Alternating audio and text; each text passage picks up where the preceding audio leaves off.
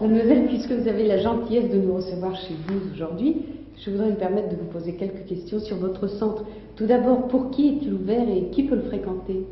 Ces centres ont été créés par les houillères nationales pour les filles de nos agents des houillères, en vue de compléter leur éducation ménagère et d'en faire de parfaites maîtresses de maison.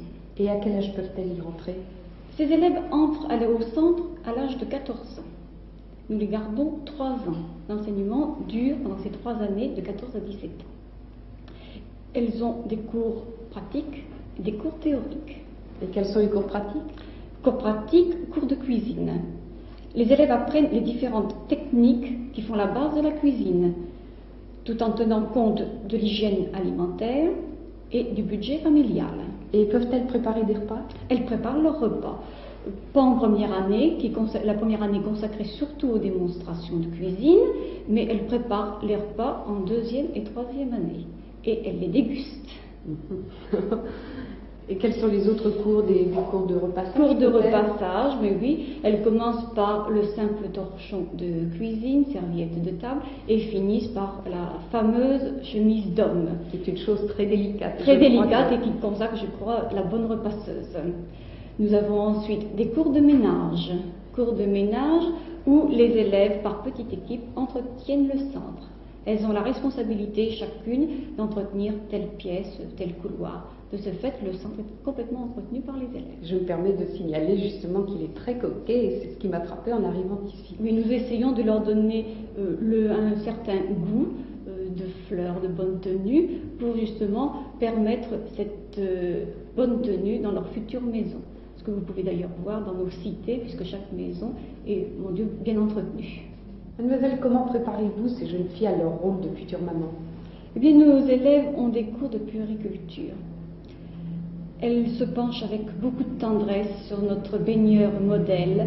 Elles l'emmaillotent, le baignent, lui préparent des bouillies. Il n'y a jamais de bébé dans le centre? Dans le centre, non. Mais nous permettons à nos grandes élèves d'assister aux consultations de nourrissons qui se font dans la cité. Vous me parliez tout à l'heure de cours théoriques. En quoi consiste-t-il? Ces cours théoriques sont du français, calcul. Nous leur gardons ainsi des notions d'enseignement général, des cours d'hygiène alimentaire, d'hygiène naturelle, de technologie. Voyez-vous, cet ensemble d'enseignements nous donne un tout qui, je l'espère, aidera nos élèves à devenir de très bonnes ménagères qui seront, j'espère, appréciées par leur mari. Ah oui, j'en suis certaine. Et quelles sont les conditions d'admissibilité? Les conditions d'admission pour nos élèves, elles doivent être d'abord et avant tout filles d'agents des houillères, chose principale, et avoir 14 ans. L'enseignement est entièrement gratuit et les élèves continuent à bénéficier pendant toute la durée de l'enseignement des allocations familiales. Bien, mademoiselle, nous vous remercions beaucoup et espérons venir vous voir pour une visite un peu plus détaillée. Ce sera avec plaisir. Merci. Donc, pour moi, être une femme, en tout cas aujourd'hui, c'est avoir cette liberté d'action dans mon corps, parce que mon corps, il est reconnu, je suis une femme et j'ai un droit d'exister en tant que femme. Ça reste hyper excitant d'être une femme, mais c'est un challenge au quotidien. Tu dois être une maman, une femme à la maison aussi, parce que ça change pas trop ça. Et il faut aussi que tu aies une carrière.